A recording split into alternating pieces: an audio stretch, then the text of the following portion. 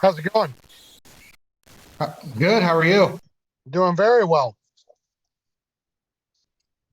Uh, so,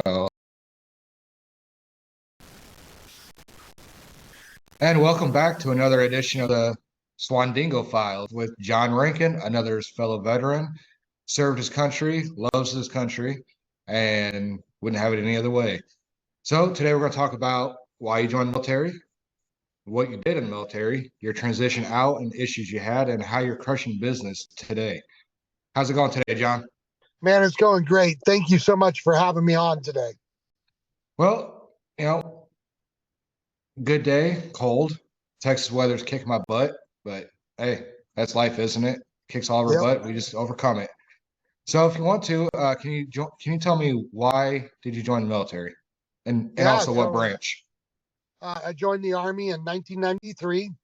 I specifically joined during the Gulf War to go to war. That was kind of my goal, which I never actually got to do until I became a civilian. Then I went to Afghanistan twice. Um, Hmm. you know, um, I come from a pretty patriotic family, so it was, you know, pretty common for my family to join the military. Most of my cousins joined the army. My cousin that was born a week after me joined. He was in the 82nd, so it's kind of family. Also a way to pay for college, but mostly, it was during the Gulf War. I wanted to go to war. That actually isn't any different than my story. Iraq hadn't started yet, but they were in the talks, and just as I was getting ready to leave, they had approved the Iraq War, and it's like, I, this is how stupid us men are sometimes. We want to go to war. Yeah, And even as an 18-year-old kid, it's like looking back, it's like, man, I was stupid. yeah. What So was going through my brain? I I still don't know to this day what's going through the damn thing half Yeah. the time. So Well, I know what it is. It's called testosterone. You know, it's that toxic masculinity going on through there. But right? Yep. so what did you what did you do in the military, your job, and do you have any highlights or anything like I do. cool? Yeah. Yeah. So I was a 11 Bravo. I was an infantry guy in the Army. I I'm went sorry. to, yeah. I'm just kidding. I was a scout, so Oh, I I see. just yeah. Yeah. And I went to airborne school and ranger school as an E3 as a private. So I'm ranger qualified, airborne qualified, air assault qualified. And for the time that I was in from 93 to 96, that was my highlight. But after I got out, I spent another 20 years training special forces. So I have way more stories on that side than my active side. Minus the time I fell out of a helicopter. Outside of that, it was pretty nominal 3 years. Fell out of a helicopter. Yeah, so in the 101st, we have an affectionate Hmm. term for those who go out of the helicopter wrong. I burned in from 60 feet and became a long dart on an air assault mission.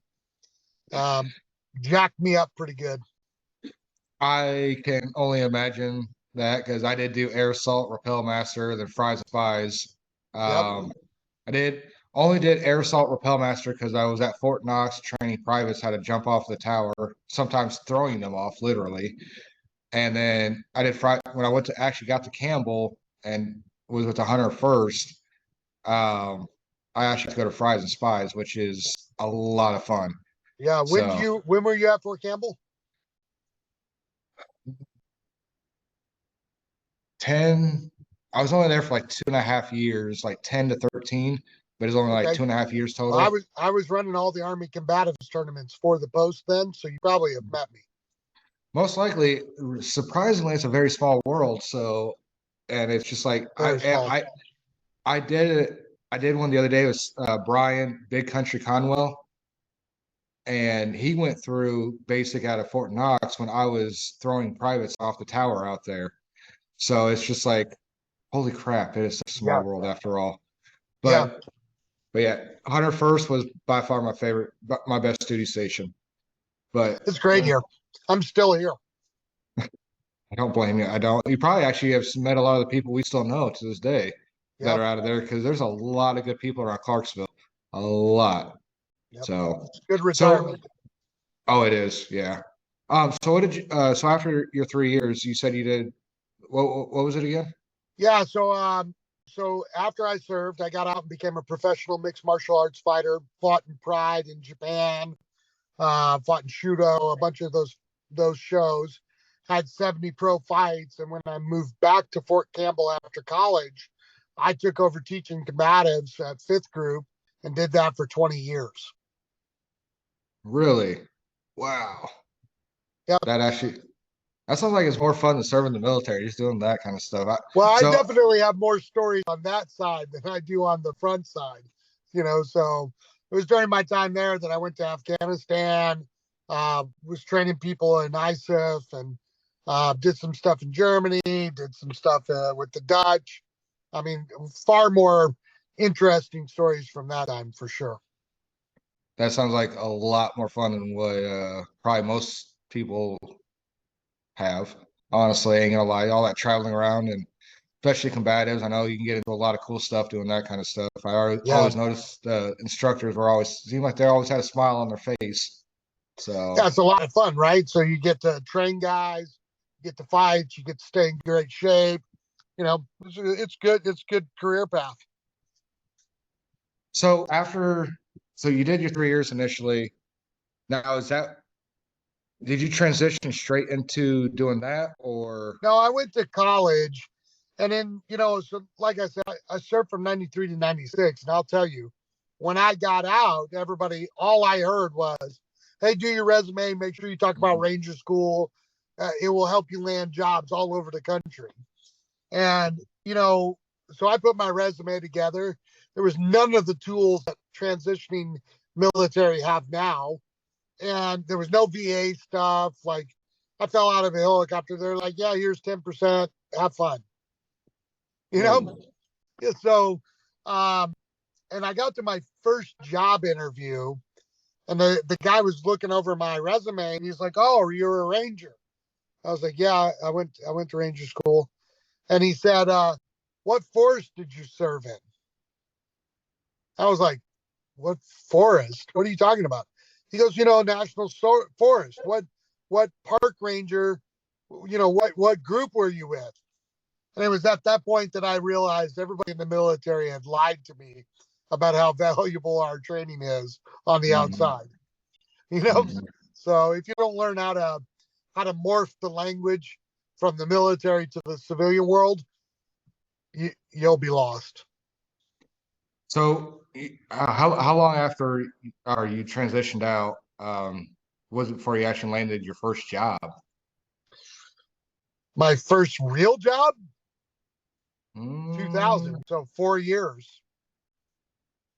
so what was going on in that 4 year period besides I was just doing stuff like selling cell phones while I went to college. selling cell phones? Yep, yep. Like legitimately or Yeah, like legit. Back when cell phones actually paid a good commission because not everybody had them yet. oh that is yeah, I always kind of forget about that time. It's like we get so ingrained now today because we it's just so natural to have one. I Yep. guess because I remember 2003, I actually had to go buy one for whatever stupid reason, and they were still stupid little, look like a walkie-talkie pretty much. But Right.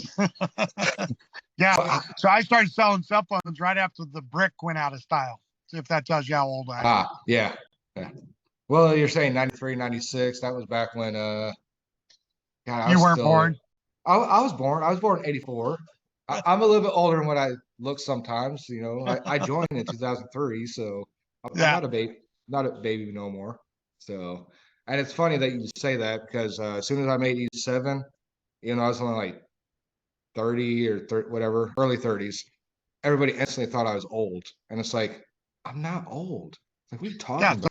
30's the baby. Well, and the military life, E7 and above, you just naturally, I guess, assume old, and it's like, Right. nah, dude, nah. So how did you land that though? How'd you land getting into combatives and all that stuff with Fifth Group? Yeah. So, I was pro fighter. I fought through college, sold cell phones to make a living. Um, And then when I moved back to Fort Campbell, Kentucky, I had met a guy from fifth group and he asked me if I wanted to come down and help him train. I was like, yeah, sure. So I went down and they had some guy down there that was talking about you can never do this and you can never do this and you never want to kick somebody in the head. That stuff doesn't work. So when it came time to fight, I was like, well, hey, can I put on the gloves? And they were like, yeah, sure. And the first guy that walked out, I head kicked and knocked him out. And the first sergeant I was actually just talking to before I hopped on here, Alan, he was like, hey, you want a job? You know, and that's how I got my first job, my first real job. Wow, that's pretty cool, actually. I never would have thought so. Excuse me. So when you were transitioning out, you already said that they basically BS their way through teaching your resume and all that. So I'm assuming you've improved those skills. I'm sure you've done all that. Yeah. What would you tell soldiers to do now before they get out? When should they start looking at being serious about transitioning out? What should they do? I think they should start being serious about transitioning out the day they enlist.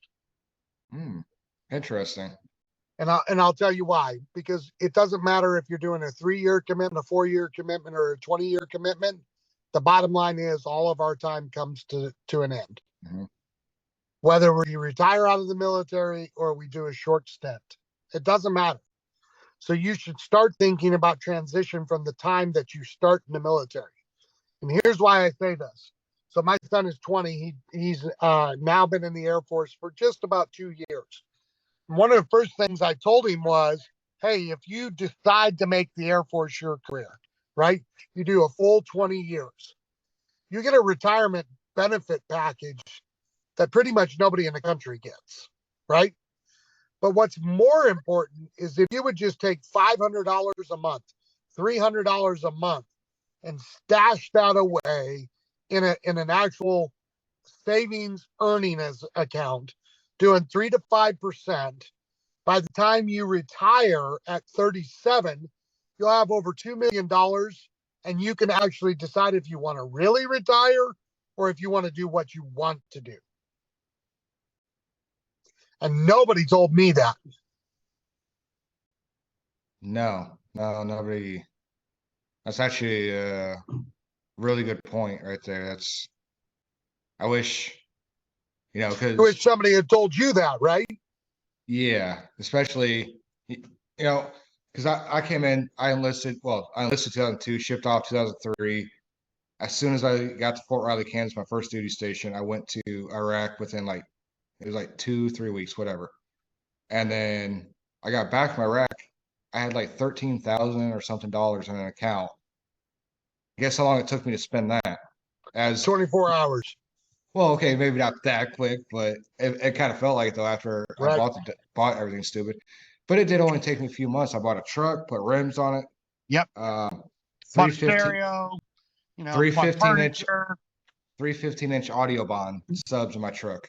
And it's just like looking back on it now, it's like, man, that's just stupid. Yeah. And right. I had a private, and I wish they would teach us more in the military is financial planning, and they don't from day one, because for a lot of these kids, this is the first time away from home. Well, they can't teach it because they don't know it. That's a very valid point. Well, I mean, think about it. Like we have really great guys that we're around. Really, like I am still in touch with 90% of the people that were in my squad when I was at Fort Campbell from 1993. Amazing men, really great guys, and not a one of us knew Dick. Right? Our squad leader didn't, our platoon sergeant didn't. It's not until you get into the officer ranks, major, lieutenant colonel, that those guys actually have a clue of what's going on. And the bottom line is a young private is not getting time with an 05 or an 06 or even an 04. Yeah, that is true. I think the military definitely needs to fix a lot of things when it comes to especially these kids. And, it ain't just military. It's sports do it too. It's all everybody. You're giving this money, and it's not a lot of money. I mean, it's more money now than what you got as a private in 93. of course, Sure. but it's with inflation, it's really not, still not a lot. Probably right about the same, to be honest. Yeah, trust me, I just put $26 for for 5 dozen eggs for me, and that was ridiculous. But Yeah. anyways, but yeah, I mean, they definitely need to teach financial planning, and that's why I like talking to the veterans now, because I've actually talked to a few that are, super money smart. You seem like you got your things together now. I'm getting my things together still to this day, but with 6 kids, that's it'll never be straight with 6 kids. Yep. So, but Yeah. so at some point, when did you? Okay, so I guess you kind of did another transition away from fifth group, or well, I mean, from Yeah. the military lifestyle, because even though you're not in the military, when you work for the military, you still have that lifestyle. Yeah. I still have So, that lifestyle. so talk about your next transition away from Sure. just because you're not no longer doing um DoD stuff, are you? Nope. So Nope. what? Yeah. So that was, um, not to make it a political conversation, but in 2015, I thought there was no way possible we would have a Republican president in 2016.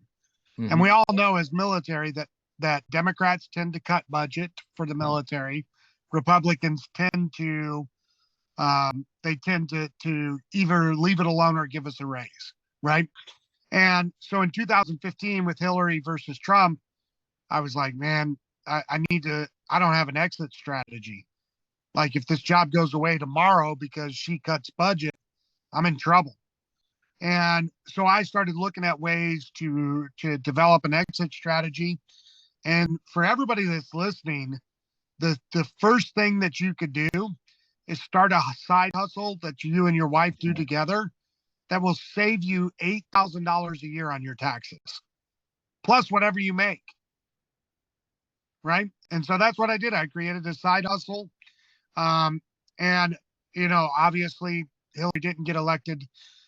So I kept that job all the way until 2020. And then COVID, just naturally kind of shut all of that stuff down because you can't do anything if you can't be within 6 feet of each other. So I made a transition in 2020. It took me a little bit to get my feet underneath me and decided to start doing sales coaching because I've been in sales my whole life. I was the government contracting sales rep for fifth group. So, I was still doing sales then, just long cycle sales, and started coaching, and then stumbled on an opportunity to help transitioning veterans with resumes, with what they're going to do with the next stage of their life called Sales Platoon, which I actually teach veterans how to do sales and then get them hired into companies that allow them to make more than average income, making 75,000 a year. Wow. And what is this business called? Sales Platoon. Sales You can platoon? look it up online, mysalesplatoon.com. Why sales platoon? I was just saying, I think I've heard of it before, but I wasn't too sure. But so, what are all your like? How do you find these kids? Like, do they just come to you, or I mean, are you Yeah. active? So unlike when you and I got out, now we have a transition program. So there's actually a program where they hear about opportunities called Skill Bridge, which is the last 3 to 6 months you are in the military, you can actually train for your new role for when you get out. So these kids are getting done with their, so if they're transitioning, let's say in August, right? They start terminal in August. I get them in April and I run them for 3 months training them, and then I get to help them pick a company that's going to actually pay us what we're worth as veterans. Wow. I really wish I would have had that when I got out. I mean, Yeah, right. they had some bull crap. I can't remember what it's called now, but it just basically, ACAP. yeah, it was ACAP, and they're like, They're oh yeah, worthless. yeah, and it was, oh, we'll help you do your resume, and uh okay, just basically it was just trash. And I ended up being a truck driver when I got out, which nothing wrong with truck drivers, nothing wrong. It's just, 6 kids is kind of rough. And Sure. even though I got more sleep being over the road than I do at home. Sad. But But no, that is really cool. I wish that was in. And so do you? So okay. So how do the kids are? I keep saying kids. I'm only 38, but I know. So how do the members come to you though? How do you have? Yeah, Is so there a they'll job either find fair? out about us through the Skill Bridge program, hiring our heroes, LinkedIn, Facebook, Instagram, you know. Um, so they hear about it through one of those venues. Okay, I just want to make sure. So, and how do they? And what are you on Facebook, LinkedIn? Like, how do they find you on Every, there? if they just type in sales platoon, it comes right up. Sales platoon. Okay, awesome. So, all right. Because the one thing I always tried to tell kids was, market yourself on the inside. I gotta stop saying kids. I But say one, it. well, yeah, never mind. But I mean, you got a lot more gray than I do. Yeah, right. But one thing I always try to tell them is to market yourself before you get out, because your military service isn't actually worth squat unless you can get some college while you're in and get some backing behind that. So, especially I was a scout in the Army, there ain't much there. So I'd be a But the cop, but intangibles are what companies are hiring. and that's what they didn't teach in ACAP at all. It's like, oh, you're gonna get a great job. Like, no, you're not. Yeah. You have to leverage your experience and knowledge of just life. And Yep. I'm really glad to hear that they got the skill bridge going. Now, is it just at Fort Campbell you're doing this, or No, it's nationwide. They could be anywhere. Well, it's actually worldwide. You could be at. I've got a guy at the next cohort that's in Germany. okay, cool. So you have one just about every base, or at every base, or No, camp. they can do it for every base, for every branch, National Guard, Reserves, Coast Guard, Space Force, doesn't matter. Wow, that's awesome. So so if there's one thing you could tell a transitioning member before he gets out, when what should he know before he gets out? Yeah, so I would tell you there's three things. 9 months before you're transitioning out of the military, before you go on your terminal, you need to have your VA stuff locked down. Hmm. Locked down. I got out, and even after, falling out of a helicopter, they didn't give me squat, right? I didn't know no better. So it is what it is, right? But now we have a much better educational process. So make sure all that stuff's squared away. Number two, take advantage of the Skill Bridge program. Every branch, they're not required to give it to you, but um, they're what's the right word? Heavily influenced to do it, right? So a commander still has the ability to say no, but they're leaning on him to do it for the kids, right? You get up to 6 months before you transition out to where you don't report to work, you report to me or somebody like me, and you get on the job training, and you'll have a job waiting for you the day you ETS. Wow. Huh. That is awesome. I like to hear that. Right? That's a lot more help. I actually might need to hook you up with somebody that's also really good at resumes. She's another veteran, but I'm gonna have to Yep. set you two together so that way she can help out. She's a really good speaker too. Oh my God, she Yeah, is that's great. marvelous. Yep. But And then the third thing is that, like I said, I would start a side hustle sooner rather than later because of the tax implications. And it will give you a little bit of padding until you figure out what you're going to do. do you teach that text, or do they need to go to somebody else, Well, or I'm not a tax guy, but I can tell you because I've ran my own business for the okay? better part of 35 years. There's a difference here. As an employee making, 50, 60,000 a year, and we all see it on our LESs, right? The Mhm. government's taking about 20 of that a year.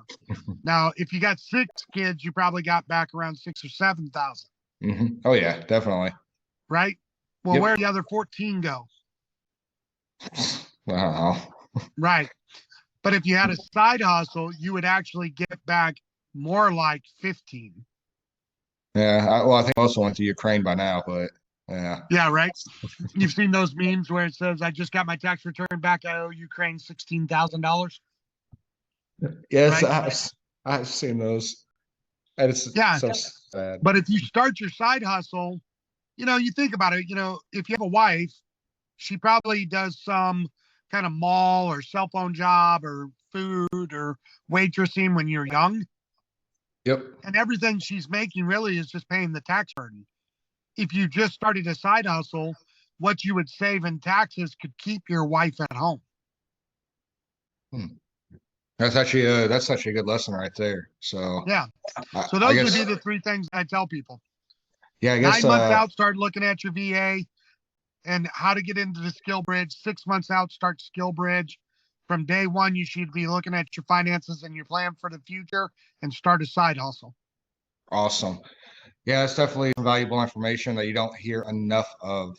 So especially the side hustle stuff, to owning your own business, stuff like that. You can save a lot of money with.